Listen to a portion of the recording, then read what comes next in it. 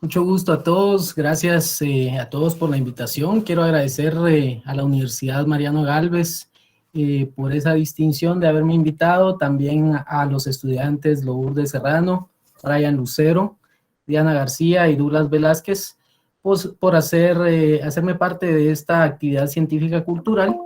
Y finalmente quiero agradecer también a la arquitecta Isis Calderón por la invitación directa a formar parte de este importante evento educativo. El día de hoy quiero hablarles con respecto justamente a Cuenca Mirador y la conservación de su arquitectura a través de métodos multidisciplinarios. Para hacerlo, consideré que es oportuno el tema en función que el quehacer de la arquitectura requiere también de mucho trabajo multidisciplinario. En medida que trabajemos en conjunto con otras disciplinas, definitivamente vamos a darle más calidad a nuestros trabajos.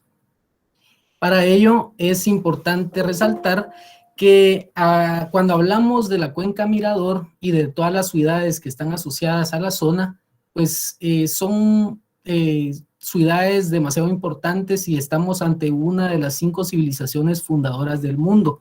No estamos hablando de una ciudad con poco desarrollo, sino que con características especiales a nivel o desde el punto de vista arquitectónico que hace que sea considerado una civilización.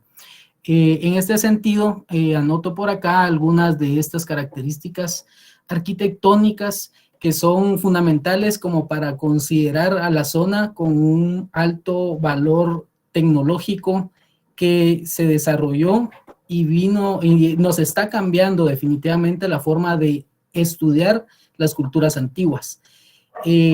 La mayor parte de las actividades edificatorias inician en el 800 a.C. en la zona, como vamos a ver. Por consiguiente, estamos ante reescribir la historia con respecto a la arquitectura de la región y una de las formas pues más oportunas de abordar el estudio desde cualquier ámbito va a ser a través de diferentes ciencias. Cuando hablamos de arqueología, normalmente hemos aprendido a ver primero una cronología, la cual nos enseñaron desde la primaria a leerla de abajo para arriba, ¿verdad? Siempre el preclásico, el clásico y el posclásico, que serían los tiempos o periodos principales en las cuales se desarrollan muchos de los grupos culturales que se asentaron en la actual Guatemala y que forman parte también de cronologías que van variando según la región en Mesoamérica. En principio vamos a hablar el día de hoy del preclásico porque justamente es la época donde se desarrollan las primeras actividades edificatorias en la zona y es además una época poco estudiada. De hecho, hay un porcentaje bastante alto de sitios que representan un 90% casi de todos los sitios guatemaltecos que son casi que del clásico y el posclásico, y son pocos sitios, bueno, hay muchos sitios preclásicos, pero no con una actividad edificatoria como la que estamos por ver el día de hoy.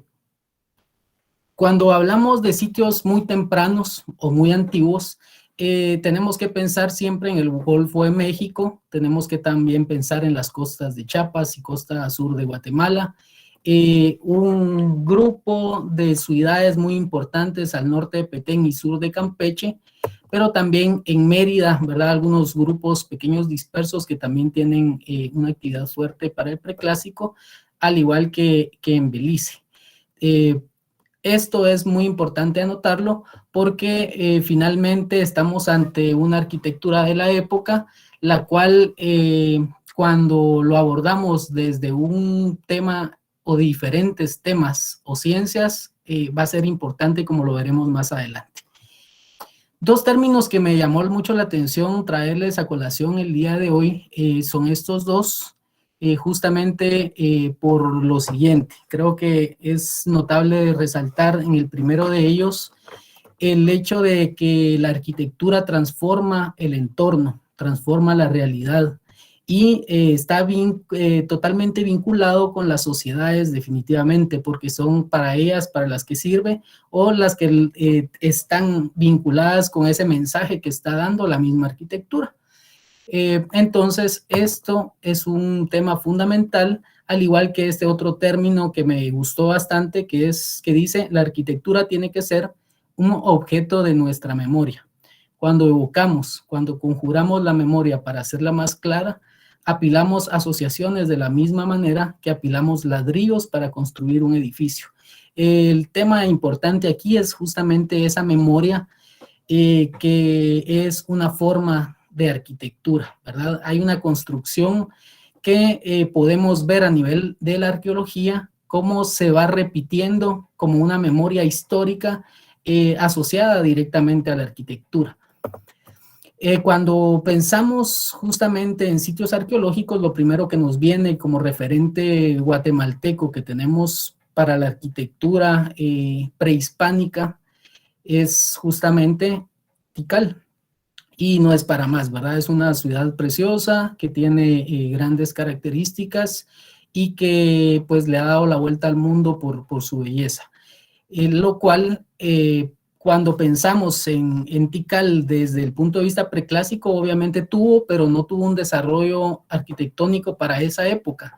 Pero Caminaljuyu sí, ¿verdad? Donde está asentado actualmente la ciudad de Guatemala, podemos hablar que sí fue un centro muy importante para el preclásico y que actualmente cuando vemos los montículos asociados o que sobrevivieron al urbanismo, al crecimiento poblacional de nuestra ciudad, pues muchos no comprendemos realmente qué es lo que está abajo y que abajo cuenta una historia tecnológica, arquitectónica, de uso de materiales muy propios de la región que están al final de cuentas proyectando la importancia de los grupos culturales que se asentaron en esta zona.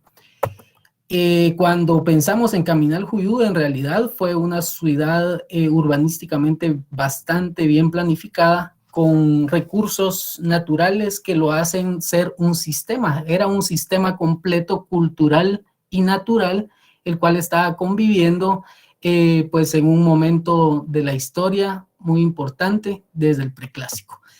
Actualmente lo que conocemos como el Parque Caminaljuyu es esto únicamente, lo que está a su resguardo, que es la Acrópolis Central y la parte que se le denomina la Palangana.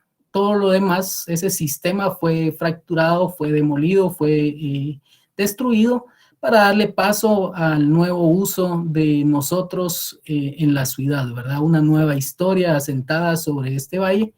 Y pues eso no quiere decir de que no exista arqueología en toda Guatemala. De hecho, hay arqueología desde la parte más sur hasta la parte más norte de nuestro territorio, y hay otros sitios como estos que vemos por acá nombrados que se han considerado como sitios arqueológicos asociados siempre a Caminaljuyu y que se les ha denominado con estos nombres con las investigaciones arqueológicas. No quiere decir que toda la ciudad tenga, ¿verdad?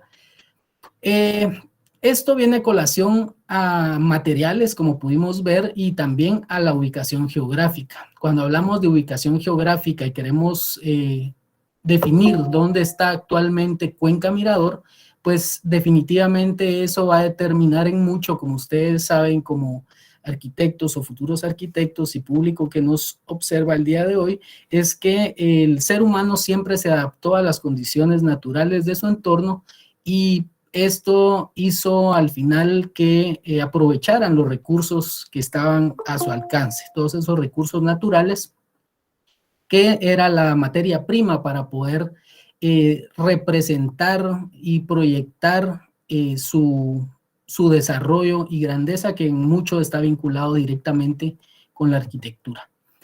Cuando hablamos de Cuenca Mirador, normalmente lo asociamos justamente a un lugar con agua, ¿verdad? La cuenca del Motagua, y Cuenca Mirador, digamos, tiene esta misma categoría.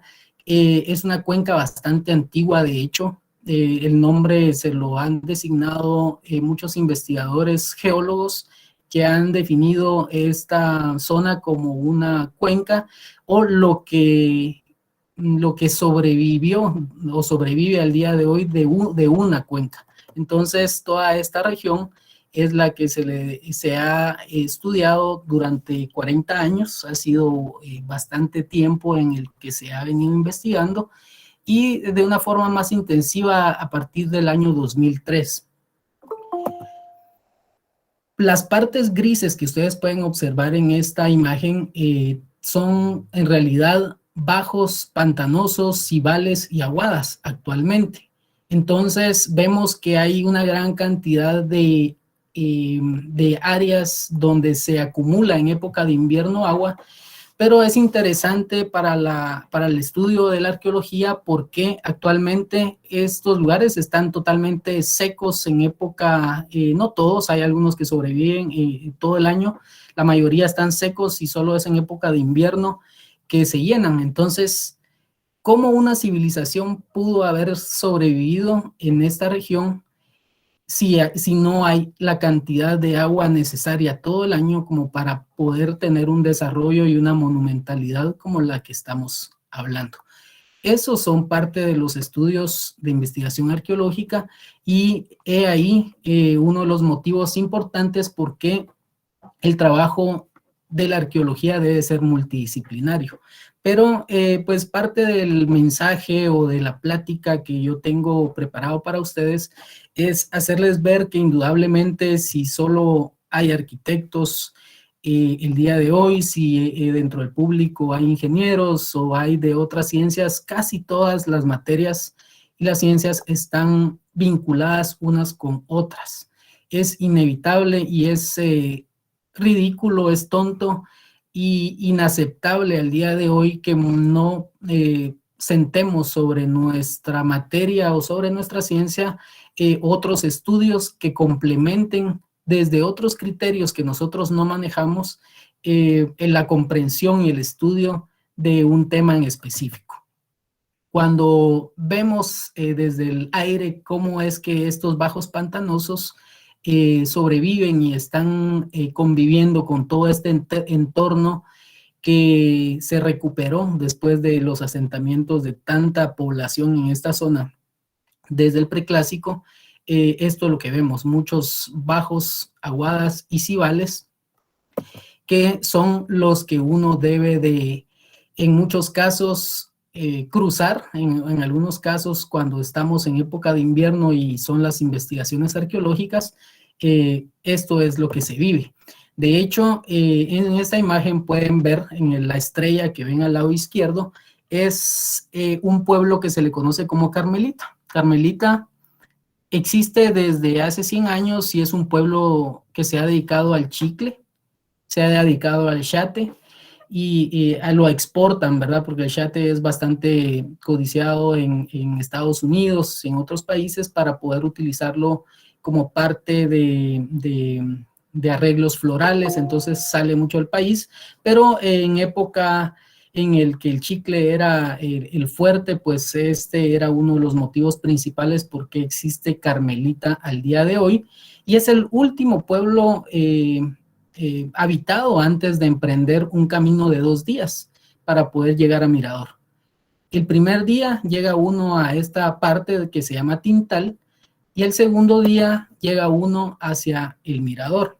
Si nos damos cuenta, está bastante cercano a la frontera con México. De hecho, está a 5 o 6 kilómetros de la frontera con México. Estamos mucho más cerca de México que de algo más, ¿verdad? Entonces, en esta región conviven muchos sitios arqueológicos que no se han investigado definitivamente todos porque han sido áreas que están inhóspitas, que son de difícil acceso. Imagínense ustedes lo que representa para un proyecto multidisciplinario con arqueólogos, con arquitectos, con biólogos, geólogos, ingenieros agrónomos, muchos profesionales que vamos a ver a continuación, poder llegar a esta zona y cómo llevar los alimentos para tanta gente durante una temporada que normalmente tardan de 1 a 2 meses, cada temporada de campo.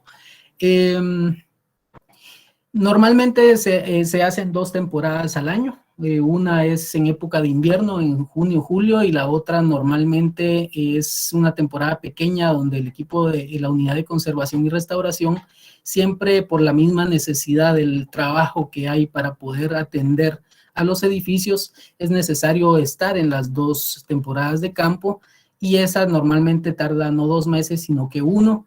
Y pues es un trabajo y una logística bastante grande para poder ejecutar este tipo de tareas.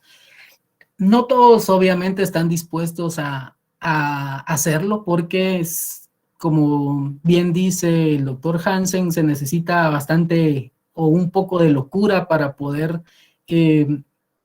pensar en ir a aprender y a estudiar la arquitectura, la arqueología, la historia de la zona. Te tiene que gustar muchísimo, ¿verdad? Para poder ir, y pues en general al equipo de trabajo siempre nos ha gustado y hemos sentido que ha valido la pena cada uno de ese esfuerzo para poder llegar a esta zona. Lo que queremos conocer finalmente como equipo multidisciplinario siempre va a ser justamente cómo es que cómo es la configuración arquitectónica, por qué los edificios tienen mascarones a los laterales, qué mensaje de iconográfico se estaba mandando a la población con estas deidades, monstruos, combinación de elementos antropomorfos y zoomorfos que en muchos casos daba temor. Entonces, ¿qué mensaje estaban dando los gobernantes a la gente que estaba viendo? Y es a lo que le llamamos arquitectura del poder, ¿verdad? A través de la arquitectura, ellos están representando y demostrando su legitimidad para estar arriba y los demás abajo. Entonces, ha sido varios años de mucha satisfacción en ese sentido, de conocer y aprender sobre esto. Aquí hay un término sobre arquitectura bastante fuerte, pero creo que vale la pena tomarlo en consideración, y demuestra que la arquitectura también en mucho debe ser multidisciplinaria. La arquitectura es una mezcla peligrosa de omnipotencia e impotencia.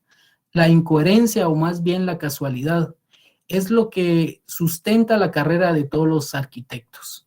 Se enfrentan con peticiones arbitrarias, con parámetros que no establecen ellos, en países que apenas conocen, sobre temas de los que son vagamente conscientes, y de ellos se espera que resuelvan problemas que se han demostrado irrefutables para cerebros mucho más capacitados.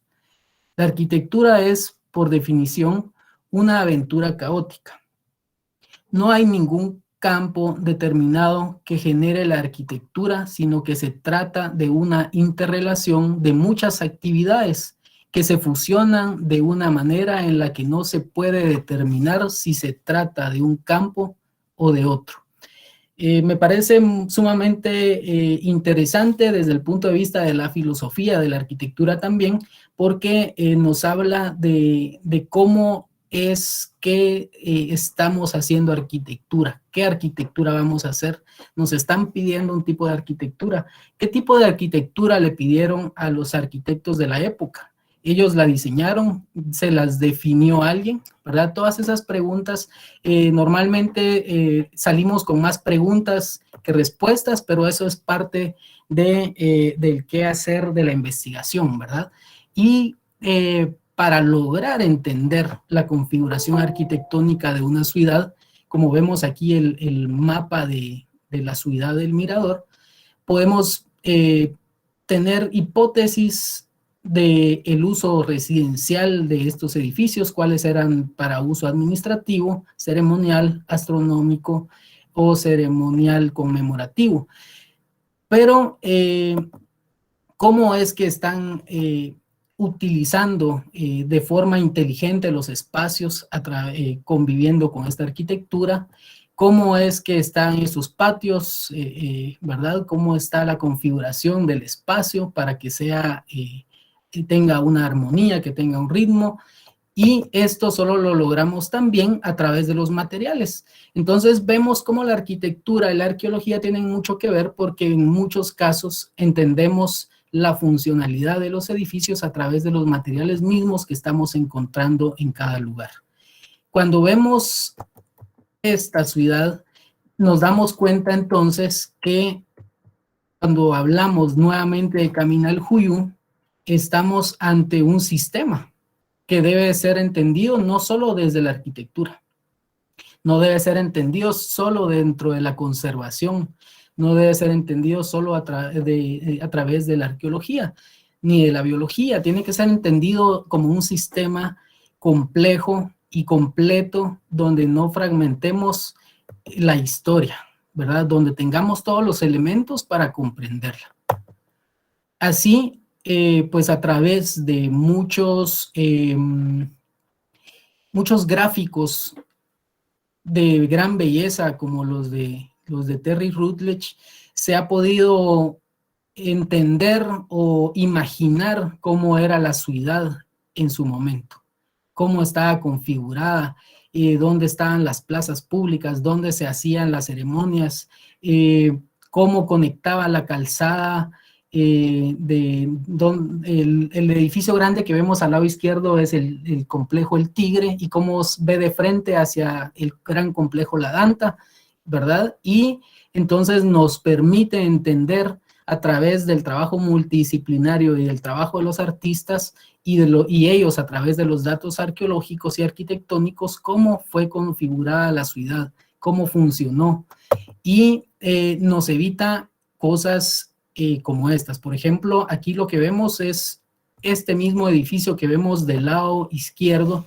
Voy a ver si me funciona por acá el puntero, si no, mejor no lo hago para evitar hacer, vamos a ver, no, ahí lo voy a dejar. Pero básicamente ese mismo edificio que está en el lado superior izquierdo es el que vemos acá. Si se dan cuenta, este tiene crestería. La crestería aparece 1000 años después en Tikal, ¿verdad? En Tikal sí vemos crestería, pero no es un elemento arquitectónico que lo tengan los edificios preclásicos tardíos. Entonces, nos damos cuenta de la importancia del trabajo multidisciplinario, ¿verdad? Hay elementos que no pueden ser representados, aunque ya no existan. Tenemos que estar bien empapados de conocer cómo es la configuración arquitectónica de una ciudad, de una época en específico. Vemos entonces que hay una modificación del entorno, hay un esfuerzo humano, hay orden administrativo, hay manejo de poder ideológico y desarrollo de sistemas políticos y económicos y religiosos para que un lugar pueda ser considerado una ciudad, para que una cultura pueda ser denominada una civilización también, ¿verdad? Entonces, hay 3 personajes muy importantes para mí, que son el maestro Enrique Monterroso Tun, que recientemente, hace unas semanas, cumplió 90 años y con el cual al día de hoy estamos planificando qué vamos a trabajar para este año 2022, ¿verdad? Es una persona comprometida con la arquitectura, con la protección del patrimonio cultural. Tiene 61 años de trabajo y de experiencia en conservación. Al medio vemos a otra maestra, que es la licenciada Lilian Vega de Sea, gran restauradora, y al lado derecho a Carolina Castellanos, experta en morteros o argamasas de cal, ¿verdad? Por la UNESCO, con la que tuve también el gusto de trabajar durante del 2006 y 2007, y vemos que a través de el trabajo en conjunto de ellos y otros profesionales que veremos a continuación, como el trabajo de Iván Isprak, que hizo un estudio muy interesante de arqueoastronomía para entender los alineamientos de la ciudad tanto en Tintal, Mirador y Nacbé, y entender cómo es que sí existe realmente una planificación urbana, y que en muchas de las culturas de mesoamericanas estaban empleando los avistamientos celestiales para poder definir la ubicación de sus edificios. Y de esta cuenta hacer una configuración que tenga un sentido cósmico, que tenga un sentido que está vinculado con el inframundo, con el mundo de los vivos y con el mundo de los muertos, ¿verdad? Perdón, con el supramundo, con las deidades que crearon el universo. Entonces, vemos que hay un nuevo especialista, ¿verdad?, que nos ayuda a entender ya desde el punto de vista también de la conservación toda la tecnología, el desarrollo, uso, transformación de los materiales, y esto nos sirve no solo para la conservación, sino pues como un trabajo desde el punto de vista de la arquitectura, como todas estas técnicas multidisciplinarias deben ser necesarias, casi que inevitable, ineludiblemente, como lo dictan los tratados internacionales. Un trabajo muy importante también ha sido el del doctor Thomas Trainer y David Wall, que han hecho estudios justamente de sedimentos. A través de los sedimentos se ha podido determinar que ya hay una alteración de la región para el 8000 antes de Cristo, con grupos ya humanos, nómadas, que estaban alterando y modificando el entorno. Ya a través de estos estudios que nosotros de forma independiente pudiéramos desconocer, y que tienen todo que ver con entender la arquitectura que hoy vemos. Aquí están mostrando parte de estas muestras que se hicieron en la Universidad de Berkeley, y vemos cómo entonces los sedimentos, entendemos a través de estos estudios que los sedimentos, que nosotros decimos si solo es lodo, pero este lodo fue el que hizo realmente que hubiera un desarrollo tecnológico, que hubiera una agricultura extensiva, que hubiera un desarrollo como tal para que pudiera ser una civilización y pudieran asentarse de la manera que lo hicieron. Un trabajo muy importante también para entender la arquitectura y la conservación, la arqueología, ha sido el trabajo también del ingeniero César Castañeda, que a través de sus estudios de la vegetación se ha podido determinar que toda esta región tiene un bosque secundario. Como podemos ver en esta imagen, hay bajos pantanosos y toda la ciudad está al centro. O sea, estamos viendo que está rodeada de bajos, de pantanos y cibales. ¿Por qué es importante este estudio? Porque nos habla de que existe cierta actividad o mucha actividad cultural que hizo que estos mantos de agua fueran afectados de gran manera, como lo podemos ver o lo vamos a ver más adelante. Para todo trabajo de conservación y restauración es vital también conocer qué tipo de vegetación es la que está actualmente sobre los edificios tras el abandono de la ciudad.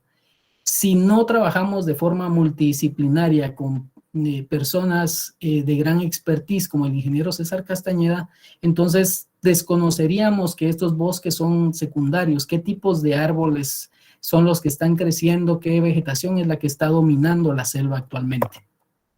Y ese trabajo en conjunto con un artista logra grandes resultados como estos gráficos donde se puede demostrar qué estaba sucediendo en el año 3000 antes de Cristo en la zona, qué es lo que está pasando en el 2000 años antes de Cristo, qué es lo que está pasando para el preclásico medio, para el 1000 al 800 antes de Cristo, qué es lo que pasa en el preclásico medio 800 y 400 antes de Cristo, y cómo es que al final de cuentas vemos el inevitable abandono de las ciudades. ¿Por qué? Porque es inevitable que el ser humano donde pasa quema, ¿verdad? Donde pasa destruye, es por naturaleza que nuestro crecimiento va a impactar definitivamente el entorno circundante. Entonces, este es el momento donde el preclásico tardío es el auge fuerte de la ciudad de Mirador, pero qué pasa cuando se abandona y qué vegetación es la que está cubriendo las ciudades, todas las ciudades de Cuenca Mirador. Él es Gustavo Valenzuela, el artista que hizo posible esto a través de los datos del ingeniero César Castañeda. Y hay otros estudios muy interesantes porque a través de los estudios de Woods y Titmus hemos podido determinar a través de los hallazgos arqueológicos que hemos tenido muchos de las herramientas, de los punzones, de las piochas, de las hachas que estaban empleando para poder con ellas hacer sus herramientas, las cuales les permitirían hacer y sacar de las canteras los bloques que serían los sillares para las edificaciones monumentales que vemos hoy en día. Definitivamente, cuando entendemos el uso de estas herramientas, vemos también que hay todo un conocimiento de parte de ellos de entender o tratar de entender qué tipo de piedra caliza es la adecuada para poder utilizar en los edificios, porque no cualquier piedra caliza se puede utilizar en la arquitectura. Hay piedra caliza que no tiene las características idóneas para poder soportar peso. Hay piedras calizas que no tienen esa costra que les da la fortaleza y que realmente puedan soportar el intemperismo, la erosión. Entonces, para lograr ese conocimiento definitivamente son muchos años de experiencia que los constructores tuvieron y que nosotros tenemos que tener también a través del tiempo y de la práctica y el error de conocer qué materiales son los adecuados para las intervenciones también. Esta es una fotografía que tuvimos a bien tomar para conocer parte de esos procesos también para poder extraer los bloques, y de hecho son bloques o canteras que hemos reutilizado para poder extraer las piedras que serán importantes para los trabajos de restauración. En este caso también les traigo unas imágenes de Tomás Trainer, que en el 2001, bueno, de hecho se hizo un año antes algunos ejercicios de diferentes tipos de hornos, ¿verdad? Para entender cuál era la dinámica, cuánta madera se tenía que cortar. Estamos hablando que para cortar, se tenía que cortar 1 tonelada de madera y juntar por lo menos 1 tonelada también de piedra caliza para poder obtener media tonelada de cal. Entonces, es una cantidad de recurso natural el que se estaba cortando para poder hacer la cal que enluce en realidad toda la ciudad, que tiene las calzadas, que tienen las fachadas de los edificios, que tienen los pisos, y todos esos ejercicios también los estaba haciendo el maestro Enrique Monterroso Tumientical cuando trabajó en esta zona. Entonces, todo este tipo de trabajo se le considera como arqueología experimental porque nos permite también tener la noción de todos esos procesos técnicos que utilizaron, qué tan eficientes fueron, qué tanta madera, cuántos hombres tenían que tener para poder extraer la piedra, transportarla, las formas en que se hacía, ¿verdad? Entonces, ha sido sumamente interesante y también importante entender de que los constructores mayas pues tenían plena conciencia del ciclo de la cal, ¿verdad? De que el carbonato de calcio tiene procesos donde debe ser hidratado y convertido en hidróxido de calcio, que este se convierte en óxido de calcio posteriormente, y en ese ciclo vuelve a ser carbonato de calcio. Entonces, para nosotros, desde el punto de vista de la arqueología, es sumamente interesante cómo es que se estaba teniendo un conocimiento ancestral y de muchos años de cómo la cal tiene un ciclo de importancia y era el material por excelencia para poder entender al final de cuentas y construir todas estas grandes ciudades. Uno de los trabajos más importantes también ha sido todos los trabajos arqueométricos, ¿verdad? Todo lo que tiene que ver con el estudio a nivel microscópico de los morteros. Podemos pensar solo en que un acabado no tiene importancia, pero de hecho, en la actualidad, cuando hacemos arqueología y encontramos contextos de diferentes épocas, por ejemplo, de 1900, a través de estos estudios podemos saber que son pues carbonatos de calcio, que tienen ciertos pigmentos minerales. Igual lo hicimos en este caso con estudios arqueométricos para conocer también parte de esas pinturas en el sitio arqueológico de Nagbé. La tecnología, ¿verdad? Cuando hablamos de tecnología, ustedes han escuchado o ha estado bastante de moda el hablar de tecnología LiDAR. De hecho, la tecnología LiDAR ha sido una herramienta fundamental para poder tener un antes y un después de lo que era la arqueología, ¿verdad? Porque nos ha permitido conocer la configuración arquitectónica de las ciudades y eliminar digitalmente toda esa cubierta vegetal que pues no nos permite entender de forma clara la ciudad. Nos permitió también entender de que la ciudad es mucho más grande de lo que pensamos, que hay grandes construcciones.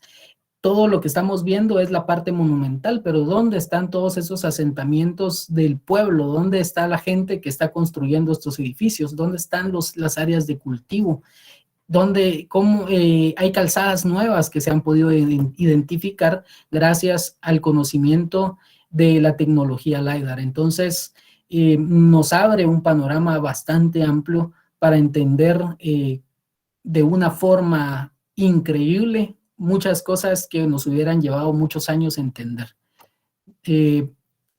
Además, considero que desde el punto de vista de la arquitectura y de la conservación, también nos permite ser más cautelosos para saber hasta dónde debemos de llegar con la investigación arqueológica, qué debemos dejar expuesto, qué no, ¿verdad?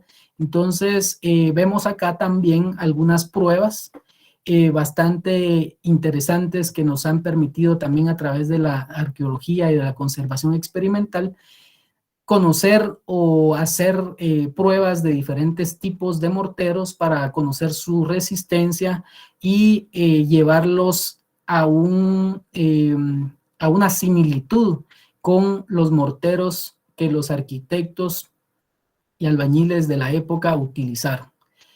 Obviamente, en conjunto con los estudios arqueométricos, porque teniendo esa tecnología, teniendo estos aparatos, teniendo la posibilidad de entenderlo desde el punto de vista microscópico, esto lo que hace es que solo nos termina de validar que estamos en una buena línea o no para decidir qué morteros utilizar, si es para una restauración, para pisos, si es para una restauración arquitectónica, si es para un relleno de un saqueo, de un colapso. Entonces hay diferentes tipos de morteros que debemos de conocer y emplear con características muy especiales dependiendo para qué trabajo vaya a ser realizado. Aquí vemos algunos ejemplos de los morteros que dejamos podrir, como se dice, ¿verdad? Porque todos estos morteros que se dejan un año completo tienen características que incluso Cementos Progreso el día de hoy nos explica, ¿verdad? Cómo las calidades de muchos de los morteros, de los estucos prehispánicos, ¿por qué han aguantado tanto tiempo? ¿Qué aditamentos tiene para poder soportar el intemperismo y 2000 años al día de hoy, ¿verdad? Entonces, es justamente porque las características de pudrición, de dejar pudrir los morteros y el combinarlos con nuevos morteros, permite además pues mejores resultados en muchos casos.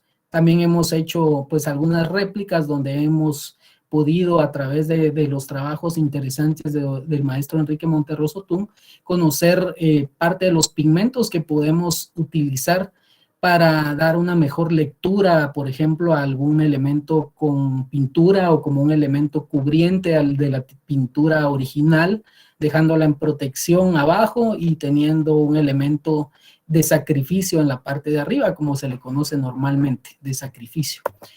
Hemos podido también conocer en muchos de los estudios microscópicos el uso de ciertas resinas de árboles. Nosotros actualmente utilizamos la resina del ramón, por ejemplo, que es uno de los árboles mucho con más presencia en la zona y que le da características de resistencia, de plasticidad a los morteros que permiten mejores resultados a la hora de los trabajos de restauración, de estuco y arte adosado a la arquitectura. Aquí hay otros ejemplos de algunos elementos microscópicos y la forma en que ayuda el tener ese conocimiento microscópico, cómo mejorar los morteros. También logramos, gracias al apoyo del Centro de Investigación y Desarrollo CETEC de Cementos Progreso, ya recientemente poder hacer otro análisis microscópico para entender qué tipo de pigmentos se están utilizando y qué tipos de agregados tienen los morteros para el preclásico medio, qué tipo de agregados tienen para el preclásico tardío, qué tipo de agregados tienen para el clásico temprano o clásico tardío, ¿verdad? Entonces sí hay una variación y una búsqueda constante de qué materiales se están empleando. Dentro del punto de vista de la tecnología, también hemos aplicado lo que se le denomina como fotogrametría para poder hacer ortofotografías que en realidad nos han ayudado en mucho. Esta imagen se me coló por acá, pero vamos a seguir adelante. Muchos de los elementos estéticos que están decorando los edificios son entendibles a través de estas técnicas tecnológicas también. De hecho, nos han permitido entender cómo es que están configurados los mascarones dentro de la arquitectura de tamaños variables, ¿verdad? Nos ha permitido también entender cómo hacer una intervención directa sobre los materiales originales, cómo podemos hacer técnicas en las cuales podamos cubrir los estucos vulnerables y protegerlos con esta capa de sacrificio de la cual estábamos hablando. Hay mascarones que también están en los túneles, que tienen pigmentos que se conservan tal como está en el dibujo, en realidad se conservan de buena forma, y es porque están fuera de la intemperie, están protegidos, son áreas bastante restringidas al turismo, pero es para conservar en mucho esos pigmentos. También se ha hecho un esfuerzo bastante grande para poder proteger muchos de los edificios para darles la protección y salvaguarda de las condiciones ambientales, aunque como pueden ver ustedes, no estamos ante una conservación como la que vemos en Tikal, ¿verdad? Sino que aquí hemos respetado bastante los árboles, de hecho nos cuesta bastante el decidir el quitar uno, porque ha estado demostrado a través de estos años el desgaste y la erosión constante de muchos de los edificios de muchas ciudades importantes que están a la intemperie y a los cuales se les ha quitado esta cubierta vegetal que hace que los vientos no impacten directamente sobre la arquitectura. También existe una relación bastante interesante entre el árbol y la arquitectura, donde ya conviven. El árbol abraza en muchos casos el relleno constructivo del edificio y está en mejor estado, está en mejores condiciones que muchas veces quitarlo. Obviamente esto requiere de monitoreos constantes de mantenimiento. A través de esta tecnología pues podemos entender pues la importancia de la ciudad y de cómo está asentada, por ejemplo, el gran complejo arquitectónico La Danta, cómo es que tiene sus diferentes plataformas que hace que sea al día de hoy pues uno de los complejos arquitectónicos más grandes de todo el mundo, porque es algo realmente grande, ¿verdad? Es algo que hace alusión a un símbolo también de poder, de que se tenía la capacidad económica para poder hacer algo exageradamente grande, ¿verdad? Esto definitivamente tiene grandes consecuencias. Por eso es que cuando unimos todo lo que hemos venido viendo, nos damos cuenta que si todos los edificios tuvieron este revestimiento, que para poder hacer esta gran cantidad de cal, para poder entender por qué muchos de los edificios están desmantelados en épocas más tardías y ya no se respeta ni siquiera la configuración de los mascarones que eran sagrados, fueron destruidos los mascarones en muchos casos, o cubiertos elementos como el que estamos a punto de ver, ¿verdad? Que es uno de los edificios que le dio la vuelta al mundo por su iconografía, tiene elementos iconográficos muy importantes y fue reconocido como uno de los hallazgos más impresionantes de todo el mundo en muchas revistas nacionales e internacionales, y es porque tiene información valiosísima sobre la visión, la cosmovisión que la gente del 350 antes de Cristo tenía con respecto al origen de la vida, ¿verdad? Al origen de su asentamiento, por qué estaban ubicados ahí, por qué merecían estar ahí. Entonces, es todo un sistema bastante complejo y podemos ver que para poder llevarlo a un nivel de registro y documentación ha requerido de gran esfuerzo, ¿verdad? Ha sido contabilizado más de 5,000 fragmentos de estuco, los cuales han sido contados uno por uno, en muchos casos desmontados y recolocados, en otros solo intervenidos en su lugar cuando las condiciones lo han permitido. Toda esa simbología nos permite además tener un control sobre cómo se encontró y cómo se intervino, ¿verdad? Los elementos adosados a la arquitectura, ¿verdad? Es un esfuerzo bastante grande para poder documentar y tener control de cada uno de los distintos deterioros que podemos o que pudimos identificar. De hecho, aún sigue al día de hoy en intervención algunas secciones que no han sido intervenidas, porque la conservación es un trabajo bastante minucioso y caro, ¿verdad? Por consiguiente, porque lleva bastante trabajo. El no querer perder cada fragmento que representa una parte de la historia muy importante de una época determinada. Aquí vemos otras imágenes de todo ese deterioro que no se ve al exterior, pero que está al interior con materiales totalmente disgregados y sin las características adecuadas para poder soportar el estar expuestos. Entonces ha sido un trabajo arduo el poder llevar todo esto a cómo se encuentra al día de hoy, ¿verdad? Que ya está habilitado al público para que mucha gente disfrute de esto. De hecho, tiene actualmente una cubierta protectora que también le da esa protección importante de no estar al intemperismo y está en monitoreos constantes para poder darle la protección que se merece.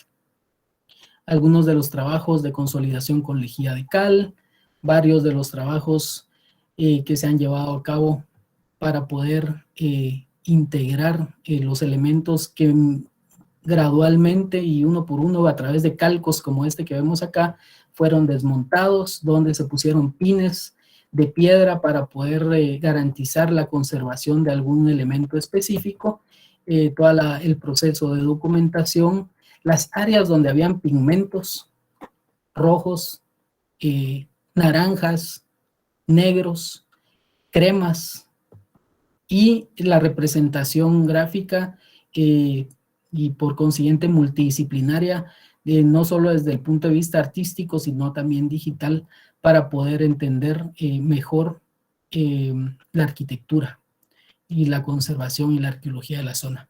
Vemos que la documentación es bien importante porque hay casos, este es un ejemplo de Yashá, donde se colapsó un muy grande o importante de uno de los edificios, lo cual nos alerta sobre la importancia de una adecuada documentación por todos los medios posibles para poder tener un control real de cada uno de los elementos que hablan de la historia de esta civilización. Esto nos permite tener y optimizar en mucho los tiempos, tener una mejor recreación del contexto de cada uno de los conjuntos arquitectónicos, cuáles son sus condiciones al momento de nuestra, de haber sido excavados, la definición, si estos, como dijimos, van a ser expuestos. Esto es en la Danta, algunos trabajos interesantes también de grietas que estaban dañando fuertemente el edificio y que gracias a la fotogrametría pudimos también documentar para poder entender bastante el comportamiento de los edificios y cómo poder intervenirlos. Como algo muy interesante es que la fotogrametría permitió también una réplica que se fue al Museo Quai Branly a Francia, y fue a través de una fotogrametría, de una ortofotografía, que se pudo hacer una réplica que le dio la vuelta al mundo, y pues es siempre importante dar difusión a esa gran civilización de la cual como guatemaltecos nos deberíamos de sentir bastante orgullosos. Finalmente, quisiera compartir con ustedes parte de esta visión de los elementos y de los sistemas culturales y naturales cuando se piensa, cómo estamos pensando como arquitectos, como arqueólogos, el patrimonio, cómo lo estamos viendo. Solo es esa sección la que vamos a rescatar, todo lo demás ya pasó a la historia, ya debemos demolerlo, debemos de conservarlo. ¿Qué sería, por ejemplo, una ciudad de Guatemala con todos estos edificios integrados al urbanismo moderno? ¿Verdad? Sería una ciudad muy visitada seguramente porque se habría pensado en integrar diferentes momentos de la historia. ¿Cómo estamos viendo ese bosque que está creciendo, que sobrevive solo porque hay un sitio arqueológico ahí, y todo el demás sistema pues está totalmente fragmentado? Es lo mismo que pasa en muchos sitios de Guatemala, y que al final consideramos que es bastante oportuno también educar de esta visión que como profesionales o futuros profesionales podemos tener sobre el patrimonio. Cómo estamos trabajando de forma multidisciplinaria para entender cómo es que vamos a proteger nuestro patrimonio. Pues no tendría más que aportarles en este tema, pero quisiera sí considerar de que dentro de las conclusiones el trabajo multidisciplinario, como vemos, es vital para darnos un panorama más amplio y mejorar nuestro quehacer indiferentemente de a qué nos dediquemos. Esto es imposible, ¿verdad? Si no se hace a través del motor que es la gente, es el equipo de trabajo, que son los amigos y la gente que tiene la dedicación, el amor al patrimonio como para ir caminando 2 días hasta este lugar, y pues al final de cuentas creo que ellos son los héroes de todo ese trabajo que cobra valor y que hace que sean guatemaltecos que merecen la pena ser aplaudidos por toda esa entrega que le dan al trabajo de muchas disciplinas, ¿verdad? Sin ellos es imposible lograrlo. Así que muchas gracias. No sé si tengan ustedes alguna pregunta. Dejo de compartir para que ustedes retomen el audio. Interesante toda la información que nos compartió, sin duda alguna es de reforzar este tipo de cosas. Gracias, Yasmín Gabriela, por tu comentario. Ok, si no hay alguna duda o comentario más, por límite de tiempo, queremos agradecerle a usted, arqueólogo Josué Guzmán, por tan valiosa información. Creemos que es muy importante para nosotros como futuros arquitectos el conocer estos temas y, como usted bien decía, es importante porque todas las disciplinas se relacionan entre sí, ¿verdad? Y es importante el gran esfuerzo de su equipo de trabajo. Agradecemos por tan valiosa información y esperamos en un futuro tener alguna información de los proyectos que realizará, ¿verdad? Que comentaba en cuanto a los proyectos que tiene por realizar en el siguiente año y les deseamos éxitos en estos proyectos que realizará, ¿verdad? Eh, Le damos las gracias de parte de este grupo organizador y asimismo también a todos los que participaron en esta reunión. Si no hay más que agregar, estamos terminando esta reunión y muchas gracias. Se cuidan a todos y hasta luego.